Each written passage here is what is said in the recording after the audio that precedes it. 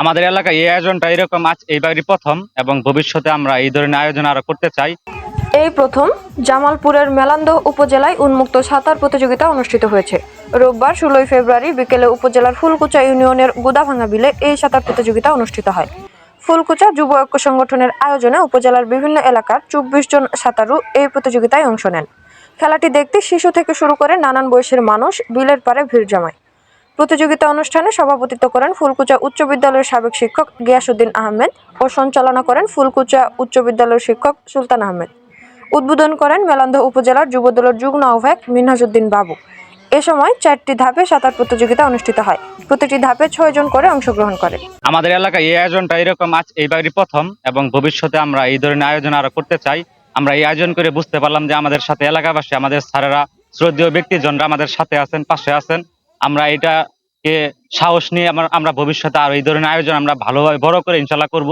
আমাদের কিছু ভুল হতে পারে, ইনশাল্লাহ এখান থেকে শিক্ষা নিয়ে আমরা পরবর্তীতে বিশাল আকৃতিতে এবং এই ফুলকুচার মাটিতে আমরা একটা ইতিহাস সৃষ্টি করবো ইনশাল্লাহ। খেলাটা দেখছিলাম আমাদের মহিরামকুল ওই বড় পুকুরে, আজকে আবার 30 বছর পরে আজকে আবার দেখলাম। কেমন লাগলো? খুব ভালো লাগছে ইনশাআল্লাহ। প্রতিযোগিতা শেষে 3 জনকে প্রথম, দ্বিতীয় ও তৃতীয় বিজয়ী ঘোষণা করে পুরস্কার প্রদান করা হয়। জামালপুর জেলার যে কোনো সংবাদ জানতে jamalpurlife.com ও জামালপুর লাইভ ফেসবুক পেজের সাথেই থাকুন। এখানে উপস্থিত আছেন আমাদের হাই স্কুলের প্রধান প্রাইমারি স্কুলের প্রধান শিক্ষক, এলাকার অনেক গণ্যমান্য ব্যক্তিদের সহিত বলতে চাই,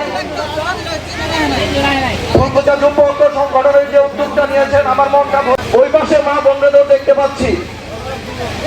আমার কষ্ট লাগে আজকে এই উদ্যোগ অনেকের দাওয়াত দেওয়া হয়েছিল। এই আজকের প্রোগ্রামটা কোনো রাজনৈতিক প্রোগ্রাম না। আজকের প্রোগ্রাম